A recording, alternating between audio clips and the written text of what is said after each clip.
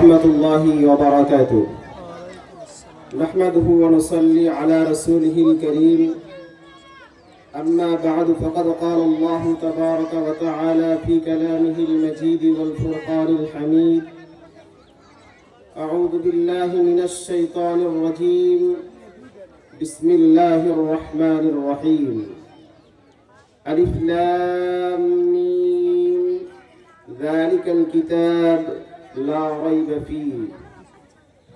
وقال النبي صلى الله عليه وسلم: إذا مات الإنسان انقطع عنه عمله إلا من ثلاثة: من صدقة جارية أو علم ينتفع به أو ولد صالح يدعو له، أو كما قال النبي عليه الصلاة والسلام.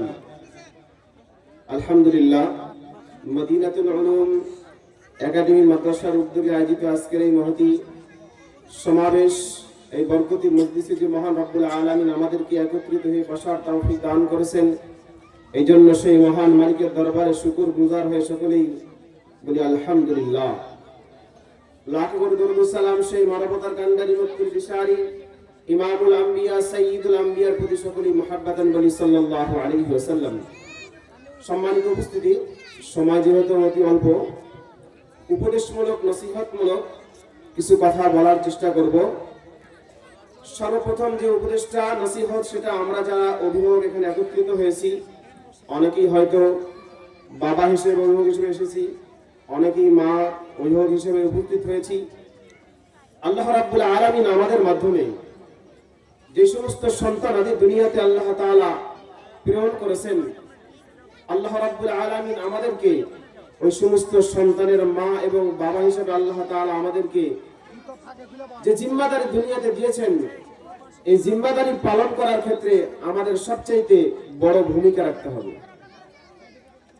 আল্লাহ রাব্বুল আলামিন আমাদেরকে যে জিম্মাদারি দিয়েছেন, এই জিম্মাদারি যদি আমরা সঠিকভাবে পালন করি, তাহলে কাল হাসরের মাঠে আল্লাহ রাব্বুল আলামিন এই সন্তানগুলোকে আমার আপনার জন্য, আমাদের পরিবারের জন্য আল্লাহ তাআলা নাজাতের উসিলা বানায় দিবেন। মুআজ্জাজ হাজিরিন, ভূমিকা ছাড়াই যে কথাগুলো আপনাদের সামনে উপস্থাপনা করব, রাসূল করিম সাল্লাল্লাহু আলাইহি ওয়াসাল্লাম হাদিসের মধ্যে বলেছেন: ইযা মাতাল ইনসানু ইনকাতা আনহু আমালুহু ইল্লা মিন সালাসাতিন: মিন সাদাকাতিন জারিয়াতিন আও ইলমিন ইয়ানতাফিউ বিহি আও ওয়ালাদিন সালিহ ইয়াদউ লাহু। হযরত আবু হুরায়রা রাদিয়াল্লাহু তাআলা আনহু বলেন, মানুষ মারা যাওয়ার সঙ্গে সঙ্গে তার জিন্দেগীর সমস্ত আমল বন্ধ হয়ে যায়। আমল বন্ধ হয়ে যাওয়ার কারণে সওয়াবের রাস্তা, সওয়াবের দরজা বন্ধ হয়ে যায়। কিন্তু এমন তিনটি আমল রয়েছে, যে তিনটি আমলের সওয়াব মানুষ মারা যাওয়ার পরও বন্ধ হয় না। যে কর্ম বা যার নামে করা হলো, আল্লাহ পাক রব্বুল আলামিন সেই আমলের, তিনটি আমলের সওয়াবকে কিয়ামত পর্যন্ত ওই বান্দা বান্দীর কবরে আল্লাহ তাআলা পৌঁছে দিবেন। সুবহানাল্লাহ। সম্মানিত হাজিরিন, হযরত আবু হুরায়রা বর্ণনা করেন, সেই তিনটি আমলের মধ্যে একটি আমল হলো মিন সাদাকাতিন জারিয়া। সদকায়ে জারিয়ার যদি কোনো কাজ কেউ দুনিয়ার জীবদ্দশায় করে যায়, এটা সব চলমান অব্যাহত থাকবে, মারা যাওয়ার পরেও কিয়ামত পর্যন্ত এর সওয়াব অব্যাহত থাকবে। সংক্ষিপ্ত বলছি, দ্বিতীয় নম্বর হলো এমন ইলম সে অর্জন করেছে, এমন জ্ঞান সে অর্জন করেছে, যার দ্বারা সে নিজে উপকৃত, যার দ্বারা তার পরিবার উপকৃত, যার দ্বারা তার সমাজ উপকৃত। তৃতীয় নম্বর যেটা আমার বলার উদ্দেশ্য, আও ওয়ালাদিন সালেহ, নেককার সন্তান দুনিয়াতে তৈরি করে গেছো, নেককার সন্তান দুনিয়াতে বানাইছো। রাসূল বলেন, এটা তোমার জন্য, মা বাবার জন্য, আত্মীয় স্বজনের জন্য, সকলের জন্য, পুরো পরিবারের জন্য নাজাতের উসিলা। সুবহানাল্লাহ। সম্মানিত হাজিরিন, আজকের এই তিনটার মধ্যে আমার যেটা বলার উদ্দেশ্য, অভিভাবকদের উদ্দেশ্য, সেটা হলো নেককার সন্তান। কি সন্তান? নেককার সন্তান কি করে তৈরি হবে? কোথায় দিলে আমার সন্তানটা নেককার হবে? কোথায় দিলে আমার সন্তানটা মানুষের মতো, মানুষ রূপে তৈরি হবে? এটা আমাদের জানা দরকার। সম্মানিত হাজিরিন, আজকে আমরা যে মাদ্রাসার প্যান্ডেলে বসেছি, এটা সেই নেককার সন্তান তৈরি করার ফ্যাক্টরি। কথা বলো ঠিক কিনা? এখানে কি তৈরি হয়? আপনার সন্তানকে, ওই যে প্রথমে যে মৌলানা ওয়াজ করে গেলেন আব্দুল্লাহ সাহেব, উনি বলছেন যে এই নেককার সন্তান তৈরি করার ফ্যাক্টরি আর কারখানা হচ্ছে একমাত্র মাদ্রাসা। ঠিক কিনা বলেন? আপনি ভালো যেই জিনিস নিতে চান, ভালো কোনো জিনিস কিনতে যান, আপনি খোঁজ করেন যে কোন কোম্পানির মাল ভালো, সেখানে কিন্তু তালাশ করেন। ঠিক কিনা? তো আমার সন্তানকে কোন ফ্যাক্টরি দিলে, কোন শিক্ষা প্রতিষ্ঠানে দিলে আমার সন্তানটা মানুষ রূপে গঠিত হবে, মানুষ রূপে তৈরি হবে, সেটার দায়িত্ব কার? আমি অভিভাবক, আমাদের। রাসূল কারীম সাল্লাল্লাহু আলাইহি ওয়াসাল্লাম হাদিসের মধ্যে বলেন, আলা কুল্লুকুম রাঈন ওয়া কুল্লুকুম মাসউলুন আন রাইয়াতিহি। আল্লাহ রাসূল বলেন, আমরা সবাই জিম্মাদার। কি? জিম্মাদার। আর আমাদের এই জিম্মাদারি সম্পর্কে বিচারের আদালতে আল্লাহর সামনে জবাবদিহিতা করতে হবে। আমি বাবা হিসেবে আমাকে জবাবদিহিতা করতে হবে, মা হিসেবে আমাকে জবাবদিহিতা করতে হবে। আমাকে প্রশ্ন করা হবে, আমি বাবা হিসেবে, আমি মা হিসেবে আমাকে প্রশ্ন করা হবে। আল্লাহ তাআলা জিজ্ঞেস করবেন আমার সন্তান সম্পর্কে। সম্মানিত হাজিরিন, সুতরাং রাসূল কারীম সাল্লাল্লাহু আলাইহি ওয়াসাল্লাম হাদিসের মধ্যে বলতেছেন, আমরা সবাই জিম্মাদার, আর আমাদের এই জিম্মাদারি সম্পর্কে বিচারের আদালতে আল্লাহর সামনে আমাকে আপনাকে জবাবদিহিতা করতে হবে। সম্মানিত হাজিরিন, সুতরাং আমরা অভিভাবক যারা এসেছি, মা এবং বাবা যারা উপস্থিত হয়েছি, অথবা নাতিপুতি রয়েছে, হ্যাঁ আমরা দাদা নানার উপস্থিত হয়েছি, যারা আমাদের নাতিদের অভিভাবক, সকল অভিভাবককে লক্ষ্য করে আমাদের যে জিম্মাদারি সেরা অভিভাবক হিসাবে কিতাবের মধ্যে এসেছে কিছু এমন মৌলিক হক রয়েছে সন্তানের, যে হকগুলো যদি আমরা জন্মের শুরুলগ্ন থেকে শেষ পর্যন্ত এই হকগুলো আমাদের সন্তানদের ক্ষেত্রে বাস্তবায়ন করি, তাহলে এই সন্তান আমার জন্য জন্মের শুরুলগ্ন থেকে মৃত্যুর আগ মুহূর্ত পর্যন্ত সেই সন্তানগুলো আমাদের জন্য হবে নেককার সন্তান। সুবহানাল্লাহ। সম্মানিত হাজিরিন, তো আমি সেই হকগুলো আপনাদের সামনে আলোচনা করব।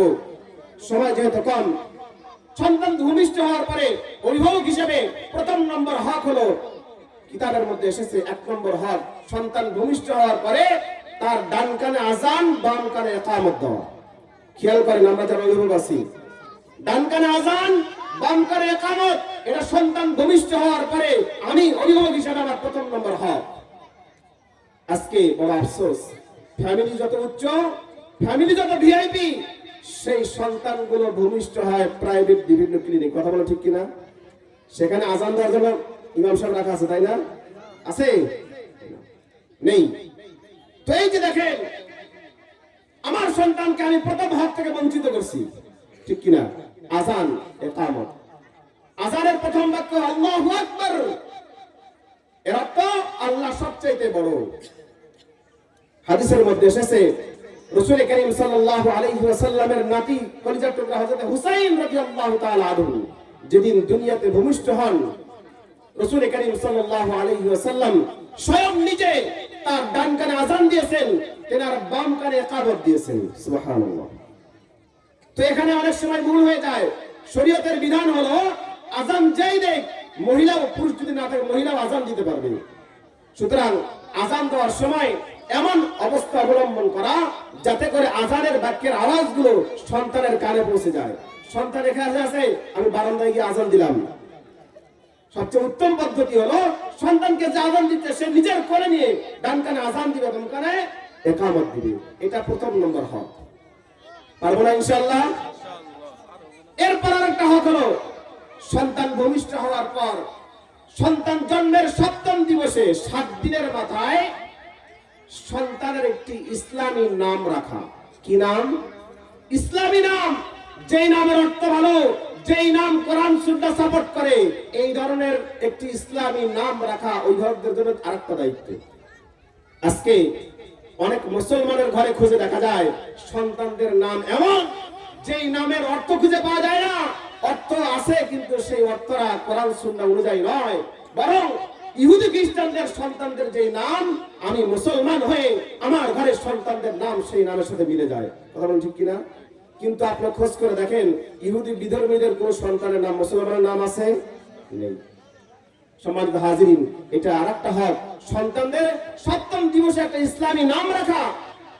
রাসূল কারীম সাল্লাল্লাহু আলাইহি ওয়াসাল্লাম বলেন, আল্লাহ তাআলার কাছে সবচাইতে প্রিয় পছন্দনীয় নাম হচ্ছে 2টা, একটা হলো আব্দুল্লাহ আর একটা হলো আব্দুর রহমান। কি নাম? আব্দুল্লাহ, আব্দুর রহমান, আল্লাহর সবচাইতে প্রিয় নাম। সম্মানিত উপস্থিতি, আপনার গ্রামের মহল্লা আপনার সন্তান ভূমিষ্ঠ হয়েছে, মহল্লার মসজিদের ইমাম আছে, ওলামায়ে কেরাম আছে, তাদের কাছে যাবেন, বলবেন যে ভাই আমার মেয়ে হয়েছে, আমার ছেলে হয়েছে, সুন্দর একটা নাম রেখে দেন। পারবো না ইনশাআল্লাহ? আমাদের নামটা এমন হতে হবে যেই নামের উসিলায় আল্লাহ তাআলা কিয়ামতের মাঠে হয়তো নাজাত উসিলা বানায় দিবে। সম্মানিত হাজিরিন, রাসূল করিম সাল্লাল্লাহু আলাইহি ওয়াসাল্লাম বলেন, হাশরের মাঠে আল্লাহ পাক রব্বুল আলামিন ডাক দিবেন, আবু বকর, কার নাম? আল্লাহর নবীর প্রিয় সাহাবীর নাম, হযরত আবু বকর সিদ্দিক রাদিয়াল্লাহু আনহু। হাশরের মাঠে যাদের নাম আবু বকর ছিল সবাই দাঁড়ায় যাবে। আল্লাহ তাআলা বলবেন, তোমরা দাঁড়াইছো কেন? আমি তো তোমাদেরকে ডাকি নাই, তোমাদের নাম বলি নাই, আমি ডেকেছি আমার হাবিবের প্রিয় সাহাবী হযরত আবু বকরকে ডেকেছি। যার যার নাম আবু বকর ছিল সবাই বলে, ইয়া আল্লাহ, আমরা তো মনে করেছিলাম আপনি আমাদেরকে ডেকেছেন, আমার নাম আবু বকর, আমার নাম আবু বকর, আমার নাম উসমান, আমার নাম আলী। আল্লাহ তাআলা বলবেন, যা, আমার হাবিবের সাহাবীর মহব্বতে, তার নামের মহব্বতে যেহেতু তোর নামের মিল আছে, সেই মহব্বত রেখেছিস, যা আমার আবু বকর সিদ্দিকের নামের উসিলা করে তোকে মাফ করে দেব।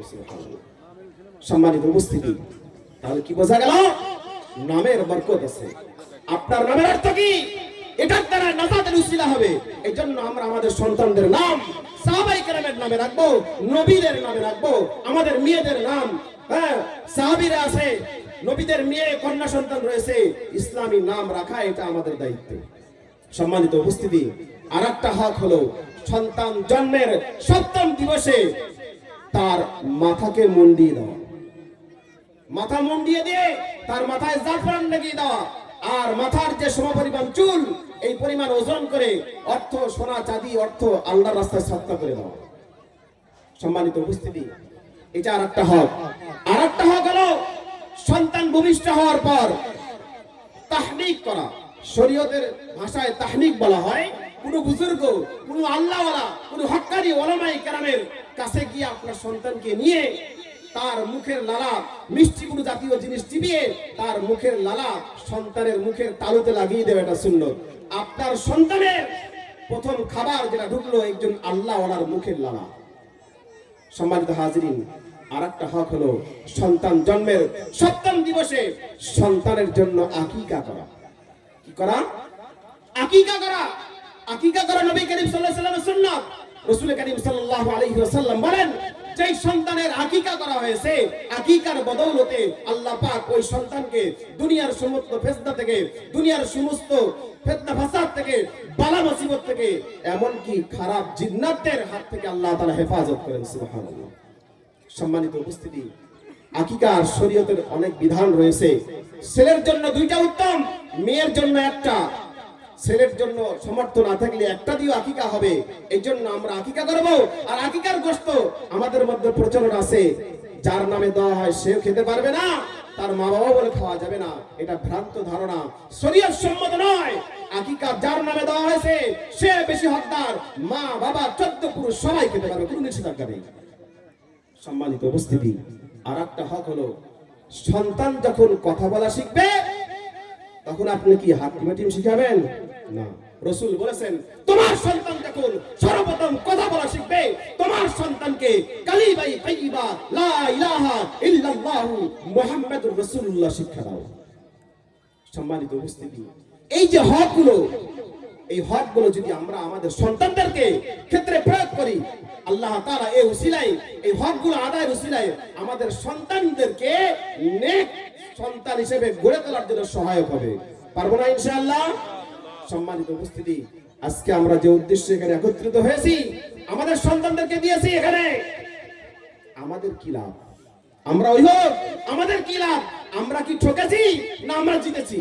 ক্বালা নবী সাল্লাল্লাহু আলাইহি ওয়াসাল্লাম, রাসূল করিম সাল্লাল্লাহু আলাইহি ওয়াসাল্লাম অভিভাবকদের উদ্দেশ্যে বলেন, যে সমস্ত অভিভাবকরা তার সন্তানদেরকে, তার নাতিপুতিদেরকে মাদ্রাসায় দিয়ে দ্বীনের শিক্ষায়, কোরআনের শিক্ষায় শিক্ষিত করার জন্য মাদ্রাসায় দিয়েছে, সেই অভিভাবকদের সুসংবাদ শোনায় রাসূল বলেন, কাল কঠিন কিয়ামতের ময়দানে, হাসরের মাঠ যেদিন কায়েম হবে, আল্লাহ পাক রব্বুল আলামিন ওই আলেম, ওই হাফেজে কোরআনের মা আর বাবাকে এমন একটা জ্যোতিময় নূরের মুকুট পরিয়ে দেওয়া হবে। আল্লাহর রাসূল বলেন যেই মুকুটের আলো সূর্যের আলোকেও হার মেনে যাবে। সুবহানাল্লাহ। এ সম্মান দেওয়া হবে কাকে? মা আর বাবাকে। আচ্ছা বলুন তো, কোরআন যে তেলাওয়াত করলো, কোরআন যে হেফজ করলো, তার সম্মান, তার মা বাবার সম্মান যদি এই পরিমাণ হয়, তাহলে স্বয়ং কোরআন যে হাফেজ করেছে তার সম্মান কত হবে? আর বেশি হবে না? قال النبي صلى الله عليه وسلم من قرأ القرآن فاستظهره فأحل حلاله وحرم حرامه أدخله الله الجنة وشفعه في عشرة من أهل بيته كلهم قد وجبت له النار। সম্মানিত উপস্থিতি, রাসূল করিম সাল্লাল্লাহু আলাইহি ওয়াসাল্লাম বলেন কাল কঠিন কিয়ামতের ময়দানে এই সমস্ত মাসুম বাচ্চাদেরকে, এই সমস্ত হাফেজ কোরআনদেরকে আল্লাহ পাক রব্বুল আলামিন তার হালালকে হালাল মনে করে, হারামকে হারাম মনে করে নিজের জীবনকে আলোকময় করেছে। আল্লাহ পাক সেই হাফেজ কোরআনকে, সেই আলেমকে বিনা হিসেবে আল্লাহ তাআলা জান্নাত দান করবেন। শুধু তাই নয়, আল্লাহ রাসূল বলেন, জি আল্লাহ রাসূল বলেন ওই হাফেজ কোরআনকে আল্লাহ তাআলা বলবেন তুমি আমার কোরআন হেফজ করেছিলা, তুমি আলেম হয়েছিলা, তুমি হাফেজ হয়েছিলা, আমি আল্লাহ পাক শুধু তোমাকে জান্নাত দিব না। আল্লাহ রাসূল বলেন আল্লাহ পাক রব্বুল আলামিন ওই হাফেজ কোরআনকে এমন একটা পাওয়ারফুল ক্ষমতা দান করবে। আল্লাহ তাআলা বলবেন আজকে তোমাকে আমি এমন একটা পাওয়ারফুল ক্ষমতা দান করলাম, তোমার পরিবারের মধ্যে হতে এমন 10 জন বান্দা বান্দি যাদের গুনাহের কারণে জাহান্নাম ওয়াজিব হয়ে গিয়েছে, জাহান্নামের ফয়সালা হয়ে গিয়েছে, তুমি হাফেজে কোরআন যার যার ব্যাপারে সুপারিশ করবা, আমি আল্লাহ তাআলা তোমার সুপারিশকে কবুল করে জাহান্নাম অবধারিত তোমার আত্মীয়স্বজনকে তোমার সুপারিশের বদৌলতে আমি আল্লাহ তাআলা জাহান্নাম থেকে মুক্তি দিয়ে জান্নাতের মেহমান বানায় দেব। সম্মানিত উপস্থিতি, তাহলে আমরা অভিভাবকরা খুশি না বেজার? খুশি। কেন? আল্লাহ রাসূল সুসংবাদ শোনায় দিয়েছেন। সুতরাং আমি মনে করি ওই সমস্ত অভিভাবকরা ভাগ্যবান, সৌভাগ্যবান যাদের পরিবার হতে আলেম তৈরি হয়েছে, যেই পরিবারের মধ্যে হাফেজ তৈরি হয়েছে, যেই পরিবারের মধ্যে সবচাইতে দ্বীনের শিক্ষা বাদ দিয়ে, দুনিয়াবী শিক্ষা বাদ দিয়ে সন্তানদেরকে দ্বীনের শিক্ষায় শিক্ষিত করেছে, সেই পরিবার পৃথিবীর মধ্যে সবচাইতে দামি পরিবার। সুবহানাল্লাহ। খায়রুকুম মান তাআল্লামাল কুরআন ওয়া আল্লামা। আল্লাহ রাসূল বলেন তোমাদের মধ্যে সর্বোত্তম কারা? 5 তলা বিল্ডিং এর মালিক, বড় ক্ষমতাধারী না, যে কোরআন পড়ে, যে কোরআন তেলাওয়াত করে, নিজে শিক্ষা করে, অপরকে শিক্ষা দেয়, তারাই হচ্ছে মানবকুলের মধ্যে শ্রেষ্ঠ মানুষ। সুবহানাল্লাহ। সম্মানিত উপস্থিতি, সময় যেহেতু নেই, আল্লাহ তাআলা আমাদেরকে এই যে আমাদের সন্তানদের যে আমরা জিম্মাদার, আমরা অভিভাবক, আমাদের জিম্মাদারি হলো আমাদেরকে সন্তানদেরকে দ্বীনের শিক্ষায় শিক্ষিত করার জন্য আমাদেরকে যে লাইনে আমরা তুলে এনেছি, আমাদেরকে সময় মতো এখানে মাদ্রাসায় পাঠাইতে হবে। আর একটা বিষয় হলো যেটা আমার ভাই বলেছেন যে ওস্তাদ এটা রুহানি পিতা। ওস্তাদ কি? অভিভাবকরা বোঝেন ওস্তাদ হলো রুহানি পিতা। আপনি জন্ম দিয়েছেন, ওস্তাদরা আপনার সন্তানদেরকে মানুষের মতো মানুষ বানাচ্ছেন, এদেরকে বলা হয়, ওস্তাদদেরকে বলা হয় রুহানি পিতা। সুতরাং এই রুহানি পিতা আপনার সন্তানকে মানুষের মতো মানুষ বানানোর জন্য যে পদ্ধতি অবলম্বন করলে আপনার সন্তান মানুষ হবে, সন্তানদেরকে মানুষের মতো মানুষ বানানোর জন্য আপনি যেরকম চেষ্টা করতেছেন, আপনার রুহানি সন্তানের রুহানি বাবারাও সেভাবে চেষ্টা করতেছে। সুতরাং আপনার সামনে যদি আপনার কোনো সন্তান বেয়াদব হয়, আপনি বাবা কি সহ্য করবেন? করবেন না। অনুরূপ ভাবেই ওস্তাদের সামনে যখন কোনো সন্তান বেয়াদব হতে যায়, পথভ্রষ্ট হতে যায়, ওস্তাদরা সেই সন্তানকে সুশিক্ষায় শিক্ষিত করার জন্য, আদববান করার জন্য বিভিন্ন পদ্ধতি অবলম্বন করে, যেটাকে শাসন বলা হচ্ছে। এটা না করলে আপনার সন্তান যেরকম আপনার সামনে বেয়াদবি করলে আপনার সহ্য হয় না, একজন রুহানি বাবার সামনে তার সন্তান বেয়াদব হবে, এটা কোনো রুহানি বাবা সন্তান বাবা সহ্য করে। সম্মানিত উপস্থিতি, তো এই জন্য শাসন হবে। আমি অনুরোধ করব ওদেরকে, যদি কোনো শাসন করতে গিয়ে কোনো সীমালঙ্ঘন হয়ে যায়, মাদ্রাসার যিনি পরিচালক রয়েছেন, আপনার সন্তান যেই ওস্তাদের কাছে পড়ে তার কাছে কখনো অভিযোগ দিবেন না, অভিযোগ দিবেন না। আপনার সন্তানের শিক্ষকদের কাছে অভিযোগ না দিয়ে প্রধান শিক্ষক যিনি আছেন জিম্মাদার, তাকে বলবেন, তিনি সমাধান করবে। কখনো কোনো অবস্থাতেই কোন অভিভাবক সন্তানের বিরুদ্ধে সন্তানের কথা শুনে অভিযোগ নিয়ে আসবেন না, এটা আপনার সন্তানের ভবিষ্যৎ নষ্ট করবে। সম্মানিত উপস্থিতি, তো যাই হোক, আমরা আজকের এই বরকতপূর্ণ মজলিস যেখানে মাসুম তালেব ইলম, এদের সম্মান কত জানেন? রাসূল করিম সাল্লাল্লাহু আলাইহি ওয়াসাল্লাম বলেন যে এই সমস্ত তালেব ইলম যখন রাস্তা দিয়ে হেঁটে যায়, আল্লাহর রহমতের ফেরেশতারা তাদের সম্মানার্থে তাদের পায়ের নিচে রহমতের পর বিছিয়ে দেয়। সুবহানাল্লাহ। তো এই সন্তানগুলো আমার পরিবারের জন্য, আমার বংশের জন্য, কবরের নাজাতের জন্য উসিলা, রহমত, বরকত। আল্লাহ পাক রব্বুল আলামিন আমাদের সকলদের অভিভাবকদেরকে যেভাবে প্রতিষ্ঠানের পক্ষ থেকে আমাদেরকে নির্দেশনা দেওয়া হয়, সেভাবে আমরা আমাদের সন্তানদেরকে মাদ্রাসায় পাঠাবো। মাদ্রাসার যাবতীয় নিয়ম কানুনগুলো আমরা নিজেরাও পালন করব। বিশেষ করে এরা যখন এই বাউন্ডারির ভিতরে আসে, ওস্তাদদের হেফাজতে আসে, এরা যখন বাড়িতে যায়, এটার হেফাজত করার দায়িত্ব আপনাদের। সাহাবাতে সালেহ তোরা সালেহ কুনাত, সাহাবাতে তালেহ তোরা তালেহ কুনাত। সৎসঙ্গে কি হয়? সৎ সন্তানদের সাথে, সৎ সাথীদের সাথে যখন আপনার সন্তান ঘুরবে, সৎ হবে। খারাপ দেশের জন্য ঘুরবে, দেখতে দেখতে খারাপ হয়ে যাবে। সুতরাং বাড়িতে থাকা অবস্থায় আপনার জিম্মাদারি হলো আপনার সন্তান যেন কখনো কোনো খারাপ ছেলেদের সঙ্গে, খারাপ মজলিসে যেন না যায়, এটার দেখার দায়িত্ব আমাদের অভিভাবকদের। আল্লাহ পাক রব্বুল আলামিন আমাদের সকলকে মাদ্রাসার যাবতীয় নিজামগুলো মেনে আমাদের সন্তানদেরকে দ্বীনের শিক্ষায়, কোরআনের শিক্ষায় শিক্ষিত করে দুনিয়ার জীবদ্দশায় নেক্সট সন্তান দুনিয়া থেকে তৈরি করে কবরে যাওয়ার তৌফিক দান করে। সকলে বলে আমিন। ওয়া আখিরু দাওয়ানা আনিল হামদুলিল্লাহি রাব্বিল আলামিন।